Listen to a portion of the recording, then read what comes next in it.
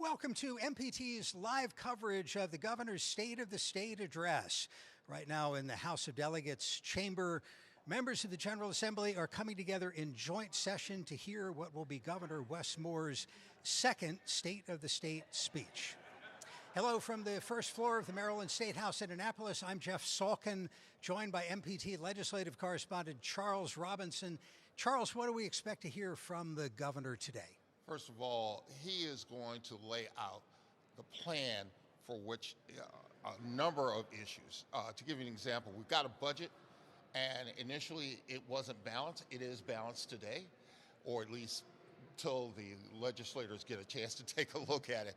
The other part of that is we're going to have some stringent and tough laws concerning juvenile justice, as well as reforms to some of the programs that the state has had some issues with. Understand this state, while crime is down, the perception is that crime is not being solved, and that's a bigger problem. Following the governor's address, we'll bring you a Republican view of the state of the state, that to be delivered by Senator Steve Hershey. We asked a group of Marylanders what issues they would like to hear the governor address in the State of the State.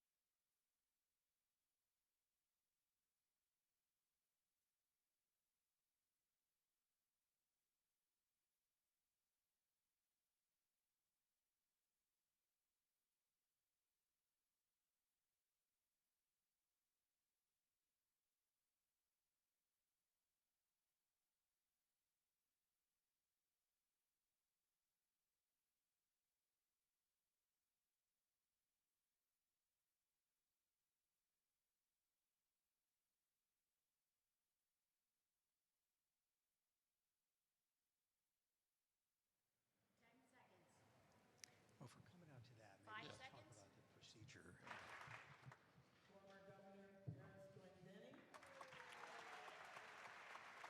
And taking a look inside the House of Delegates chamber right now, members of the state Senate have come in and they have taken their seats. Also in attendance, members of the governor's cabinet, some county executives, former Governor Paris Glendening we saw, and other dignitaries. The governor talked for about half an hour last year.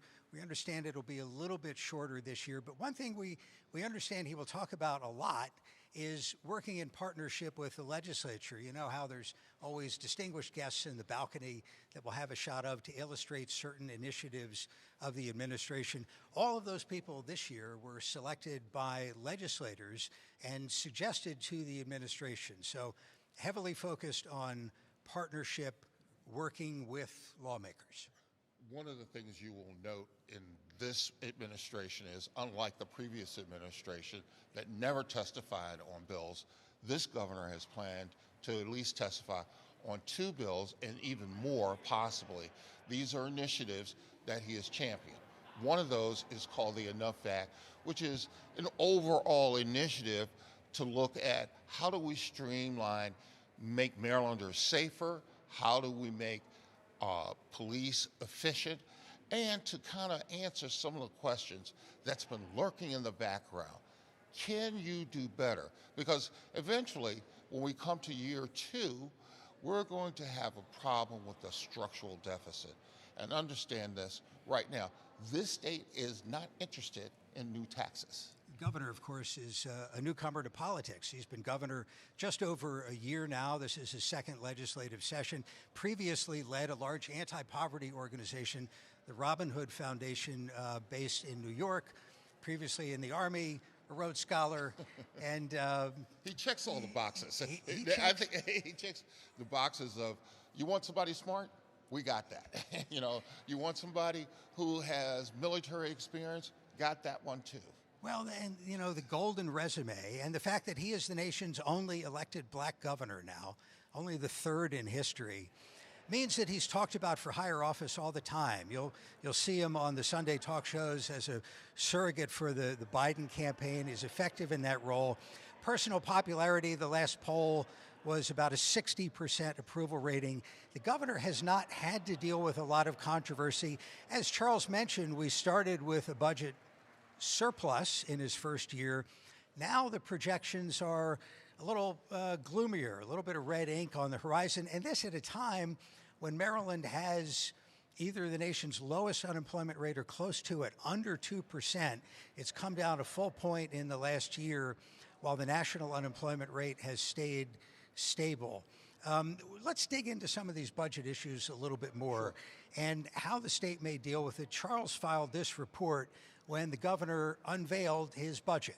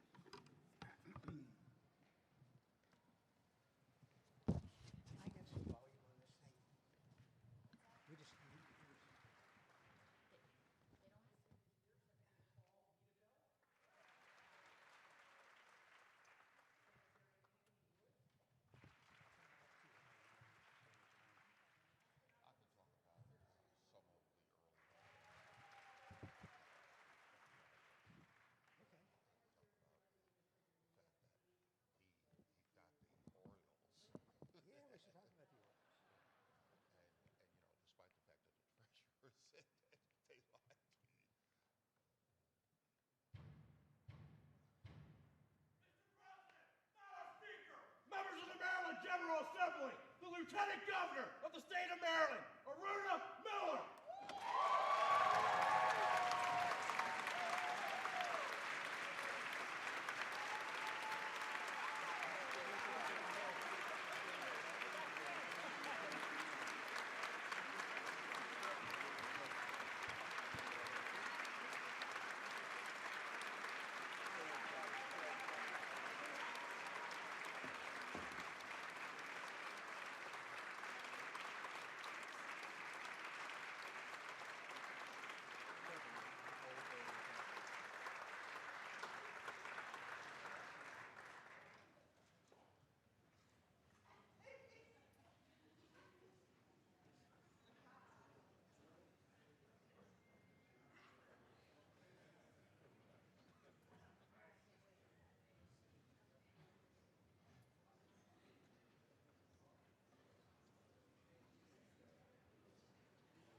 There is Lieutenant Governor Aruna Miller being introduced in the House chamber, and now the Governor of Maryland. Maryland General Assembly, the Governor of the great state of Maryland, Wes Moore.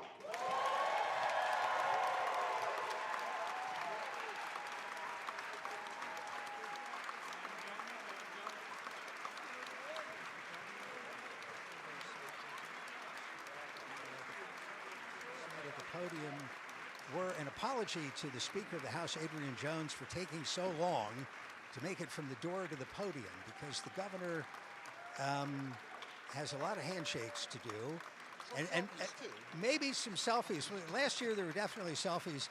We'll see about this year. Last year, I timed it. It was 2.5 minutes of selfies and handshakes to get the governor to the podium. We should do this like Olympic speed skating and see if he's on the pace of last year or a little bit ahead. Well, he's halfway through, and he's still got a lot more hands to shake. But let me talk a little bit about the wins that this governor has had. First and foremost, the most recent one is getting the Orioles to sign a lease. Now, they haven't completed the entire deal, but that's a win because there was questions as to whether or not the governor had the chutzpah, if you will, of actually cutting a deal with the Angelos family, which owns the Orioles. I'll tell you this, I wondered at the time, because the governor had a deal, and it included what the Angelos family wanted, which was development rights around the ballpark, and legislative leaders balked at that. Senate President Bill Ferguson in particular, leading to basically shelving that deal.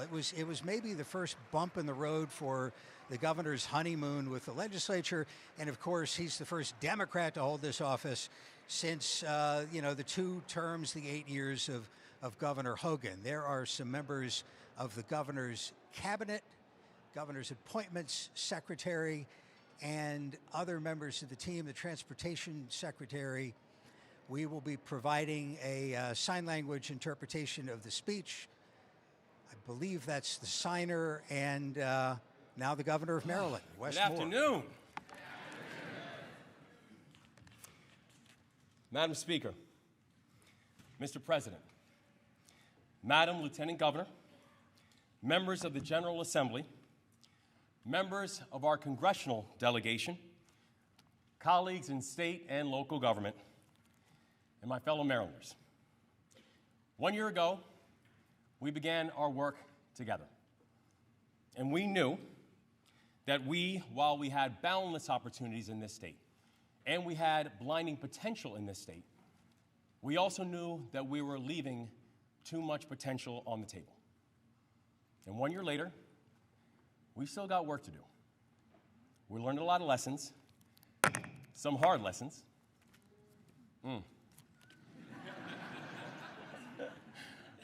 But solving big problems does not happen overnight. But let's be clear, a change is happening. And today, the state of our state, it is strong.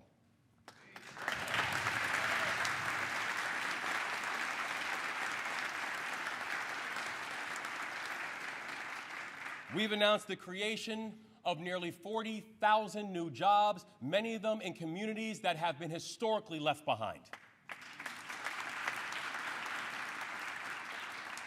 We have the lowest unemployment rate in the country for the 5th month in a row.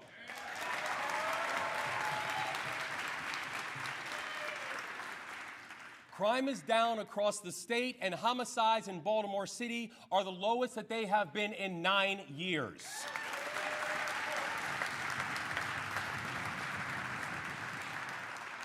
And communities that have been underestimated and undervalued now have an important seat at the table in the halls of power.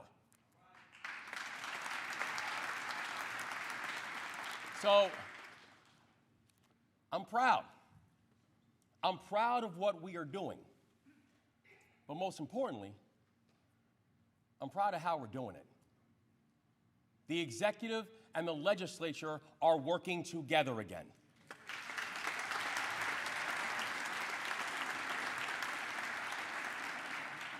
And it feels good. We choose to sweat the details of governing, knowing that our constituents deserve nothing less. And by moving in partnership, we have helped to make life easier for the people that we are here to serve. We have launched a full frontal assault on child poverty that will lift a combined 160,000 children up the rung on the economic ladder.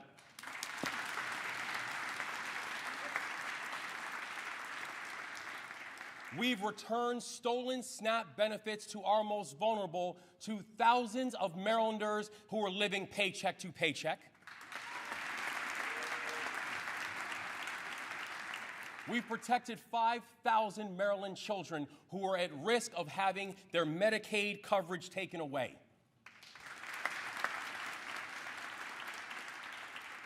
We've worked with farmers and watermen to get healthy meals to food deserts. We've positioned Maryland to meet our climate goals and lead in the cleanup of the Chesapeake Bay.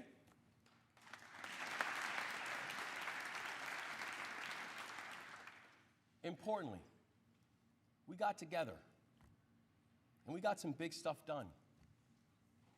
But the truth is, these are not just our wins. These are Maryland's wins. Now, I know I talk a lot about partnership. And I know if the state received a nickel for every time I said the word partnership, we would have all of our budget issues solved. Right, Senator Hershey? But let's be clear, partnership is not the goal. Fulfilling the promise of Maryland is the goal. Partnership is how we're going to get there. Because for too long, we have watched how the executive would pick fights with the legislature in the media instead of showing real leadership and engagement in the State House. So we've decided. We're going to move differently.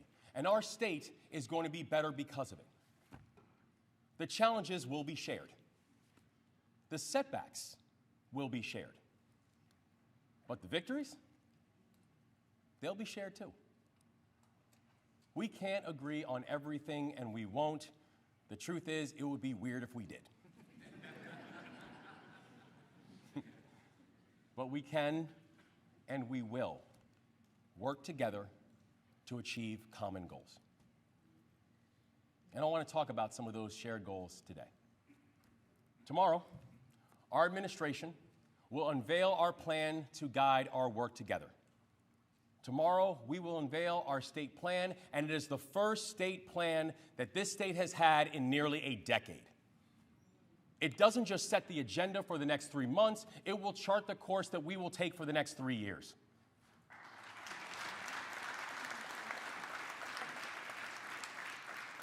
And our state plan is about much more than just aspirational targets.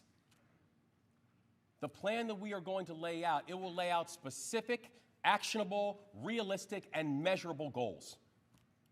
And we've built these priorities by listening to the people who sent us here in the first place, our constituents. Last year, we went to your districts with you.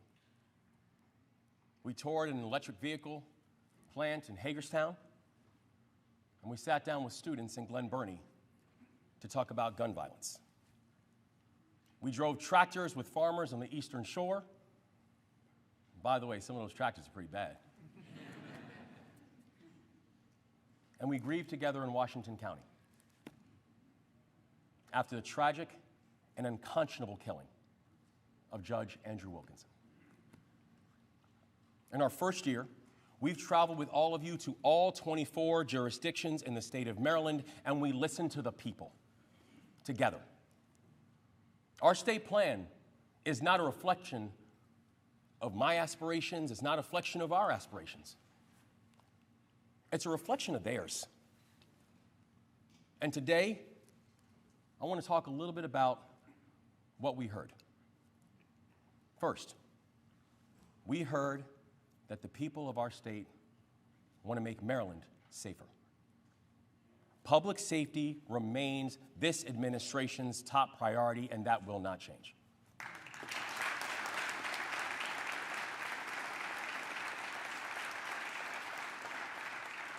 We will protect Marylanders where they live, where they work, where they worship, and where they go to school. And hate has no home in the state of Maryland.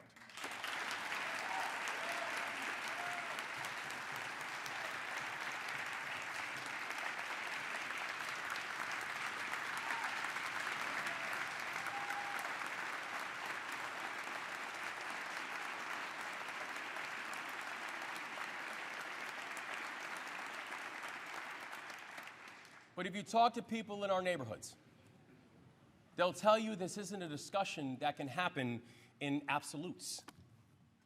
That we need to move beyond the simplicity of how pundits talk about public safety and move towards a complexity of how people experience public safety.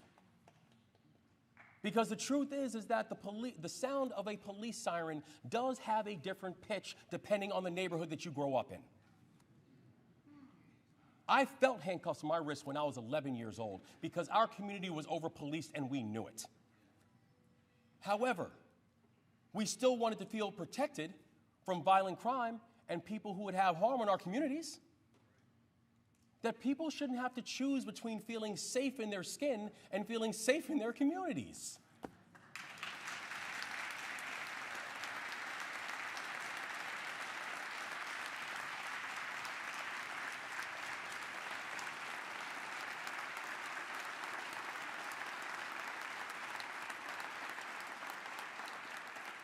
Yet these are the kinds of false choices that dominate the public safety debate.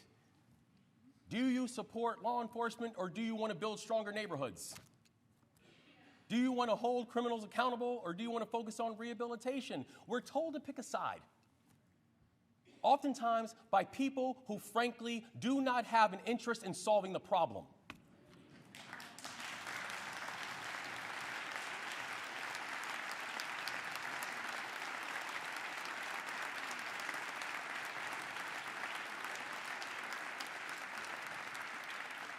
And so to break these false choices, we need everybody at the table. Our administration will continue an all-of-the-above approach to public safety. We will listen to law enforcement, and we will listen to the communities that they protect. We will listen to states' attorneys, and we will listen to the public defenders. We will listen to elected leaders, and we will listen to local advocates. We're up against a new challenge, and we need to come up with these new solutions. Our state is facing a record of high vacancies in public safety jobs. We need to address them, and we will, with legislation that we've introduced. Marylanders are seeking justice for victims of crime, more accountability for people who break the law, and better rehabilitation for our children. We must answer them, and we will, by working in partnership with the General Assembly. Neighborhoods are calling for us to get these illegal guns off of our streets and out of our neighborhoods.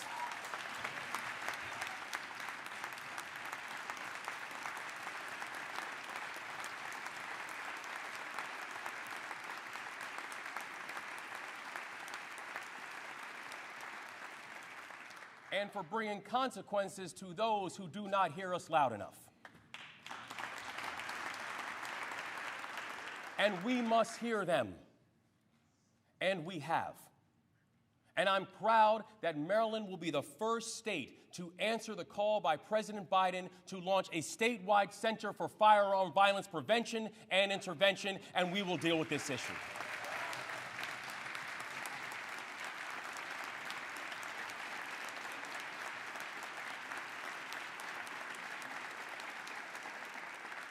So for the people who have said to us that we need to make Maryland safer, I say this to you.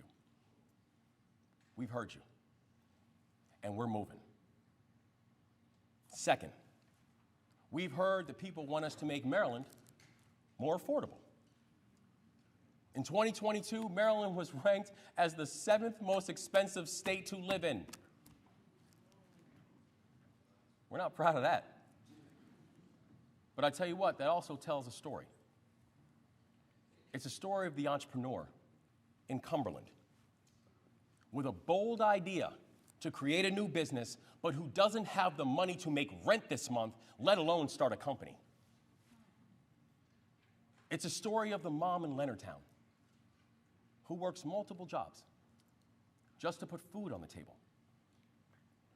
This year, we will address two big items, not just in the budget of every family in the state, but on the mind of every family in the state: housing and childcare.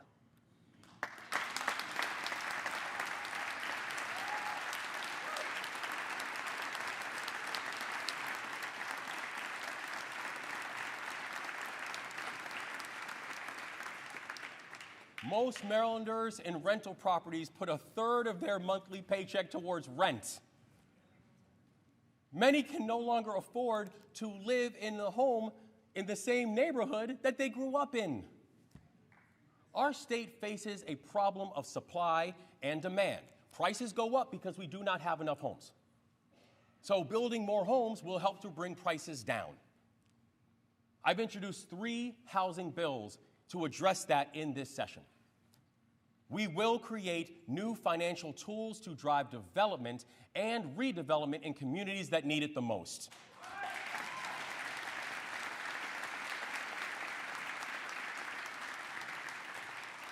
We will build new pathways to home ownership and wealth creation.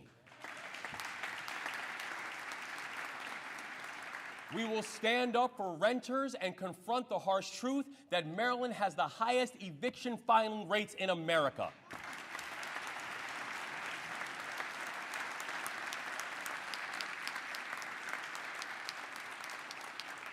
We will cut government red tape that makes it harder to build quality housing.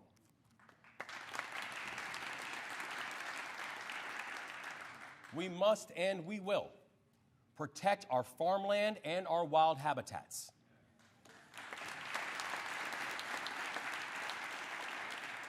And we need to make sure that we're also incentivizing housing in places where we should build.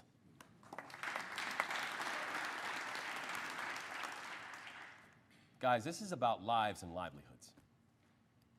We need to make it easier for people to live here, to stay here, and to retire here.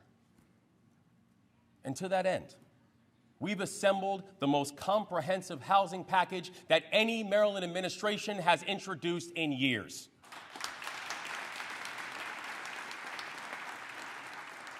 And we will work together to get it done.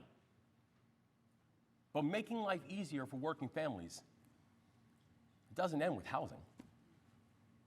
Last month, the comptroller released a report outlining the affordability problems in our state that families are facing every day. The report highlighted that as the cost of childcare increases, overall female employment decreases by 5%. And that's why our proposed budget includes the single largest investment for funding of childcare in Maryland's history.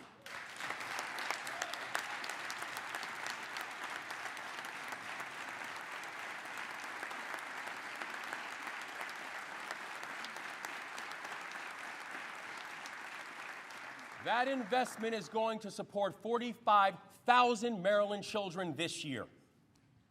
And we can make these investments in childcare and housing without raising taxes on Marylanders.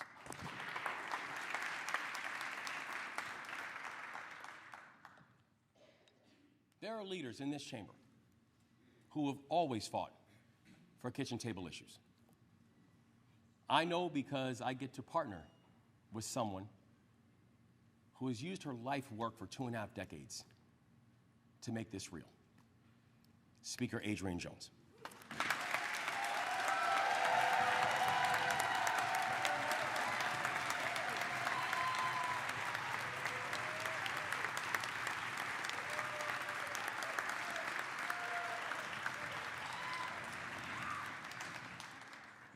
Because of Speaker Jones, Maryland leads the nation in making prescription drugs more affordable.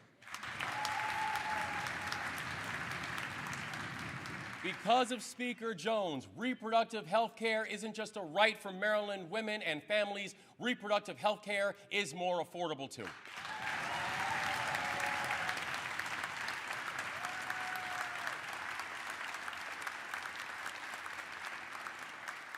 My friend, thank you for your leadership. So let the people who said that we need to make Maryland more affordable, all the people who came up to us when we were on the road and say we need our state to be more affordable, I want them to hear me clear too. We've heard you, and we're moving. Third, we heard that people want us to make Maryland more competitive. Last year, we got Maryland's economy moving. We secured federal investments in the Frederick Douglass Tunnel Project.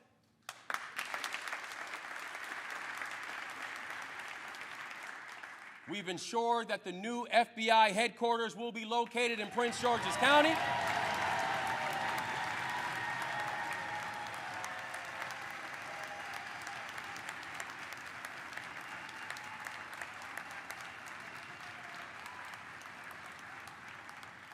We have kept the Orioles in Baltimore for decades to come.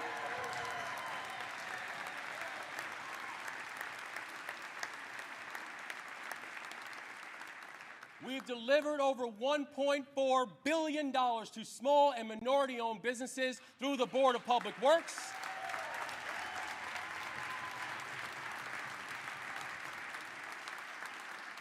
We've provided more than 130,000 laptops to underserved households to narrow the digital divide.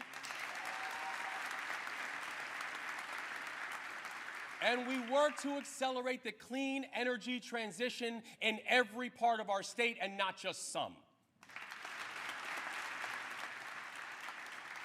Now, I'm grateful to President Biden, our federal delegation, and all of the state and local and municipal leaders who have been fighting for these projects since day one.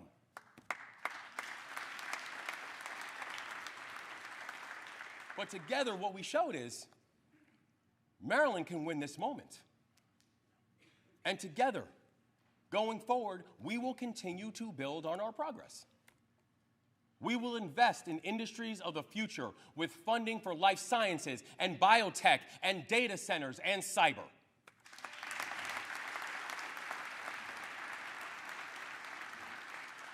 We will cut red tape so that Maryland is the friendliest state in the nation to start and build a business.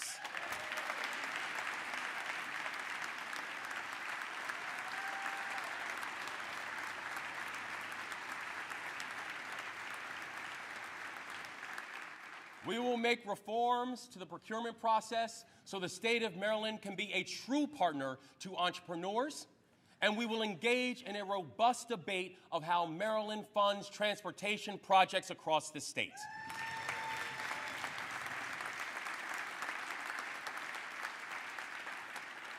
Team, we've got to make it easier for people to travel from where they live to where opportunity lies. But the state of Maryland has funded transportation the same way for a decade. That's got to change. To win the next decade, we need to make Maryland the best state in the country for our kids and understand who it is that we're supposed to be fighting for while we're here.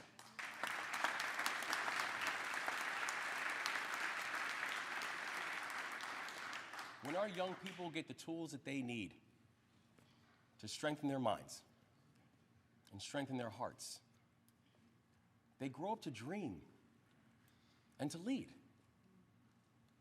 That's why we must build stronger pathways to success for our young people, no matter what road they choose.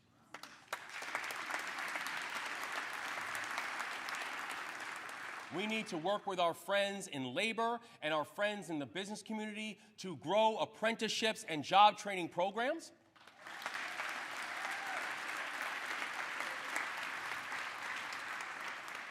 And we need to keep investing in substance use services, mental health, lead abatement, and making sure that we're taking care of our children and their families.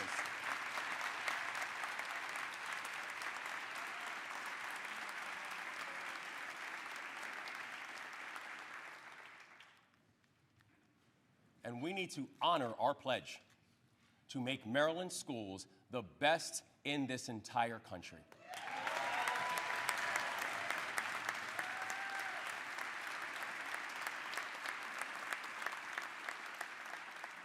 It is time.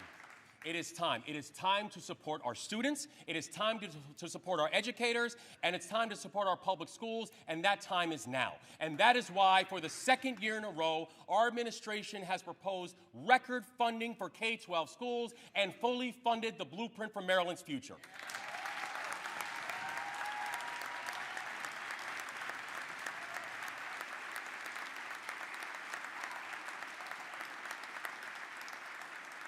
The blueprint is a once-in-a-generation opportunity.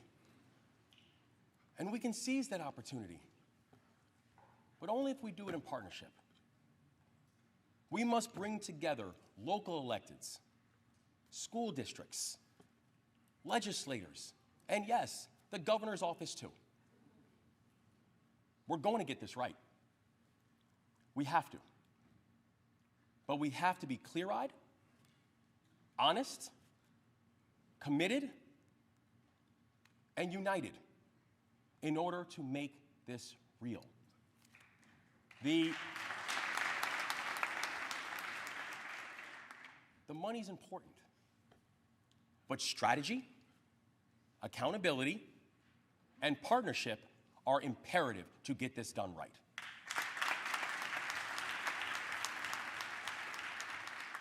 we've got to spend smarter across all of our state programs in a way that respects the taxpayer, in a way that actually follows data, in a way that responds to the needs of our communities. So last month, we unveiled landmark legislation that's guided by that exact approach. It's called the Enough Act. And we will use it to continue our assault on child poverty, especially concentrated and generational child poverty.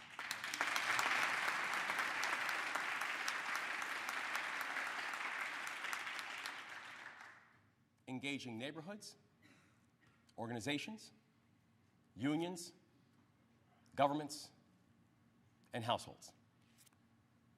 That's what ENOUGH stands for. But it's more than an acronym. It's a governing philosophy. We believe that people who are closest to the challenge are the ones who are closest to the solutions. They're just hardly ever at the table. If they offer the vision, we can offer the support and not the other way around.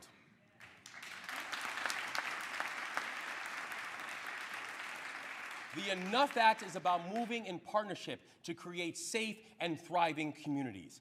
It's about involving our communities and moving in partnership to support healthy and economically secure families. It's about moving in partnership to ensure access to high-quality education and health care for our children who need and deserve it the most. And I'm proud to stand with leaders who've championed this kind of work for years and who've reached out to communities who've been left behind.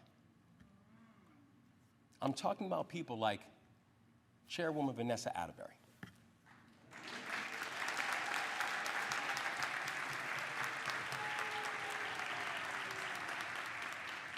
I'm talking about people like President Pro Tem Malcolm Augustine,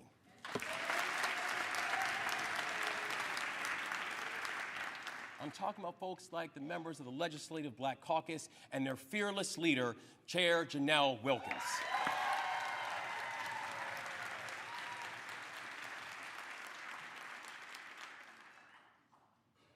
Now it's time to make work, wages, and wealth a reality for every Marylander.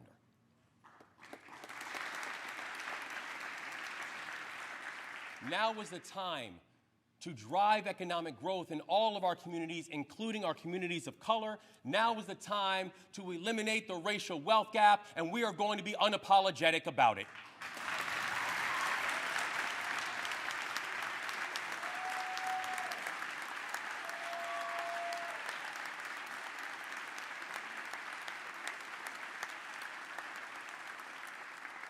Because let's be clear, the racial wealth gap is not hurting a group. The racial wealth gap is hurting all of us. Because if we can narrow that gap, we will see how it will increase the GDP of an entire state. And do not take my word for it, take data. We can and we will get this done. So to the people who have said to me that we need to make Maryland more competitive, I say this to you. I hear you. And we've heard you, and we're moving.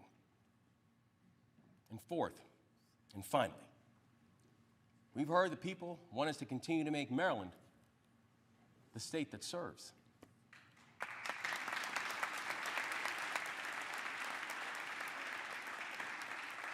And that means supporting those who every single day run towards danger instead of running away from it.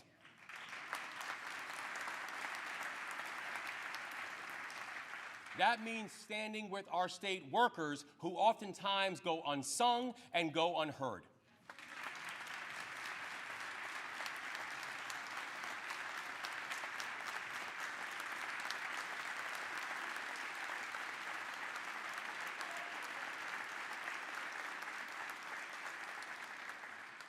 And that means uplifting the families of those who put everything on the line for us to help keep us safe.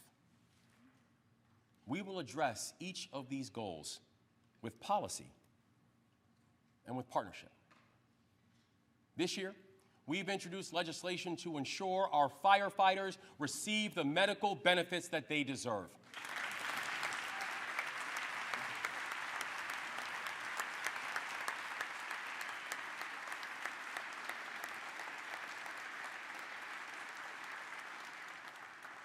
We've worked with unions to deliver a raise to state employees for the second year in a row.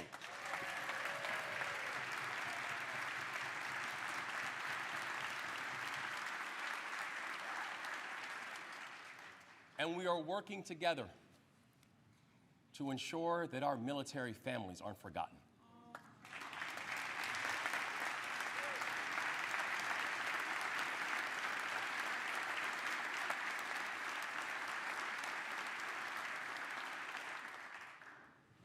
You know, when I deployed to Afghanistan,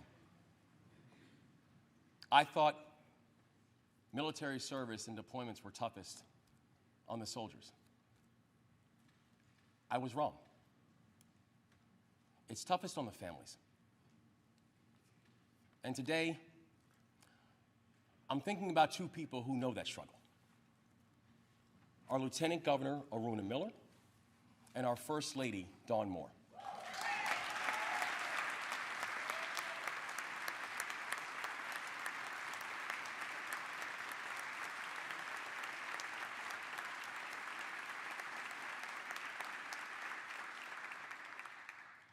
Our administration has declared 2024 the year for military families in the state of Maryland. And we will uplift Maryland service members, military spouses, and caregivers, expanding on opportunities for them to work and secure better benefits.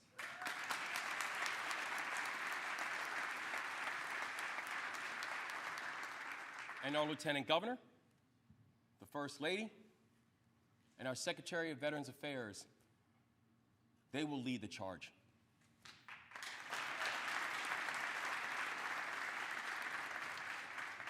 This year, we will also double the number of Marylanders in the service year option.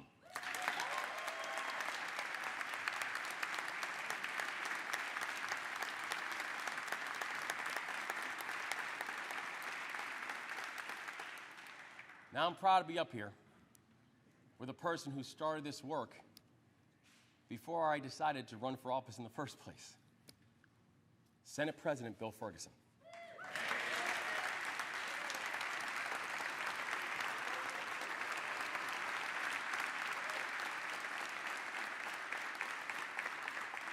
President Ferguson, thank you for your leadership and for your vision.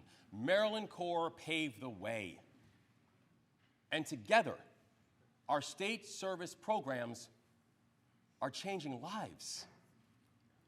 I'm proud that we have one of our founding service year members here in the gallery. His name is Tamir.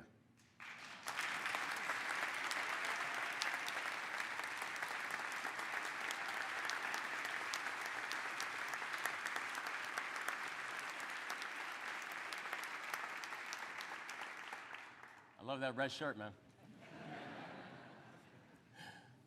He was born and raised in Western Maryland.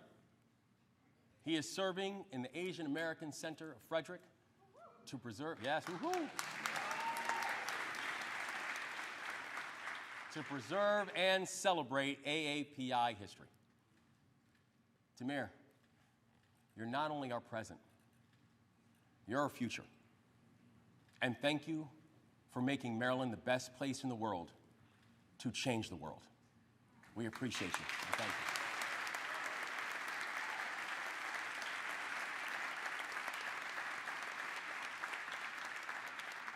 So to all the people who came up to us when we were on the road and said that we need to continue to make Maryland the state that serves, we hear you, and we're moving. Those are the 4 pillars of our success this year. We will make Maryland safer, we will make Maryland more affordable, we will make Maryland more competitive, and we will continue to make Maryland the state that serves. And to get there, we need the partnership of our legislators. We need the partnership of our constitutional officers. We need the partnership of our county executives and our local electeds. We need the partnership of our union leaders and our community stakeholders and our advocates and philanthropies and households and neighborhoods and businesses and, y'all getting a theme, right? We need the partnership for people who are willing to serve not just as our inspirations, but who are willing to serve as our guides. We need the partnership of people like Michelle Taylor. Michelle works in a community health center that treats Marylanders who have been turned away by other providers. Marylanders who are living paycheck to paycheck. Marylanders in the LGBTQIA+ community. Marylanders without health insurance. She's a mother of a beautiful daughter named Dominique. And both of them are with us today. Can you both please stand so we can recognize them?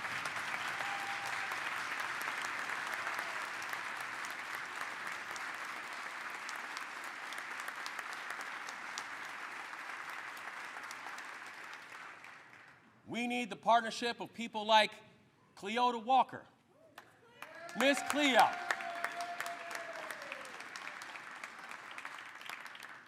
Go ahead, Miss Cleo. She's so beautiful. Miss Cleo is a village elder in Cherry Hill.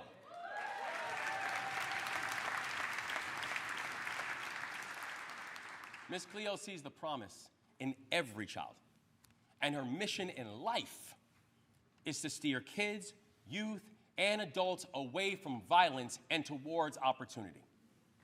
She believes in the power of partnership. She believes in the power of prevention, and her legacy will endure in the future leaders that she has mentored and guided. And by the way, that beautiful woman is 82 years young, and she is still continuing to push.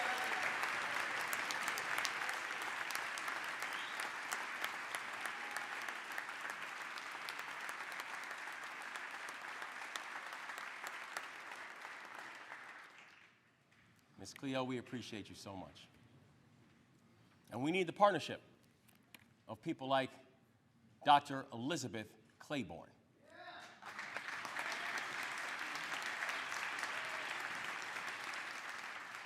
Dr. Claiborne is a mom of two and an adjunct professor at the amazing University of Maryland.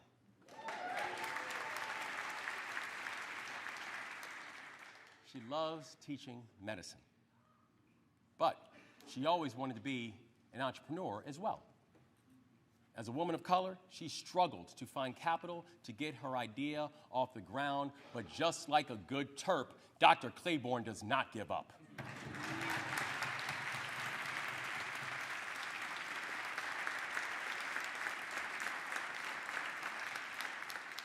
She was 6 months pregnant at the height of COVID and still went to work in the front lines at Prince George's Hospital Center.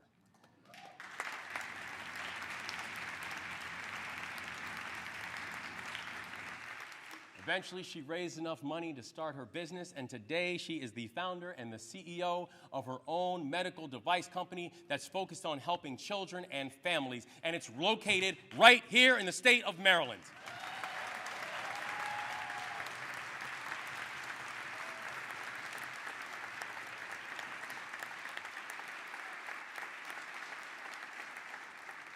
God bless you, Doc, and thank you.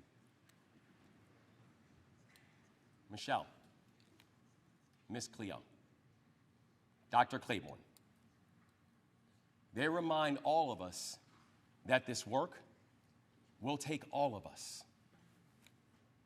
In 1 Corinthians, Paul the Apostle wrote about love. He told us that love is patient and kind. Love keeps no record of being wrong. It does not rejoice about injustice, but rejoices whenever the truth wins out.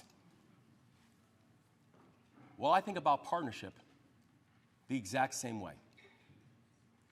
Partnership doesn't keep score. Partnership has no ego. And partnership isn't partisan. Partnership is what happened when we all learned about Charlotte Hall. Now, I know everybody in this chamber, regardless of party, was enraged and disturbed when we learned about the level of disregard and neglect that was being shown to our greatest patriots. And Republicans, like Jack Bailey, worked with Democrats like Brian Crosby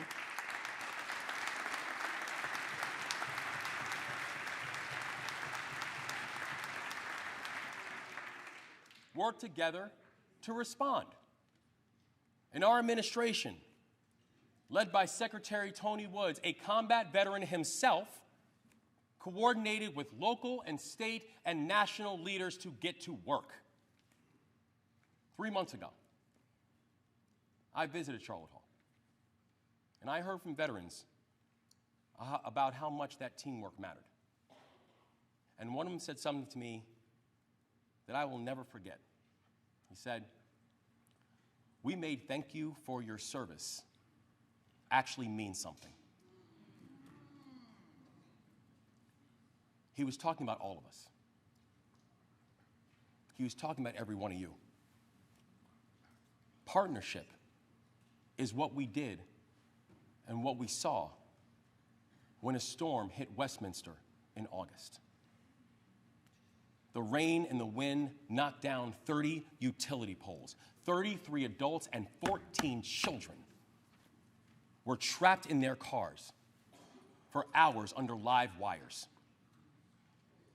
If one of them would have gotten out of their cars, it would have been catastrophic. But we worked together with local leadership across the political spectrum. We worked with law enforcement. We worked with our remarkable Department of Emergency Management to get the situation under control. I visited Westminster the next morning. And Lieutenant Governor and I, we walked through damage and we walked through debris.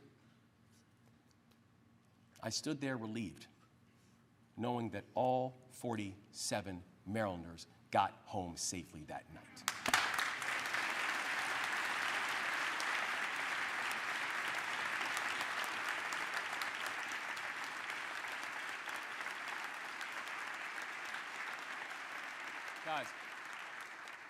Guys, when things are hard, partnership only becomes more important. We need to stand united with a clear commitment of doing the work, with a clear understanding that the months and the years ahead, they will be hard, but if there is one thing that the last 12 months have taught me, is that Marylanders do hard things. And they want us to accomplish those things in partnership. This will be Maryland's decade. Not because we say so, but because we make it so. Together. Thank you. God bless this great state, and let's make sure we leave no one behind.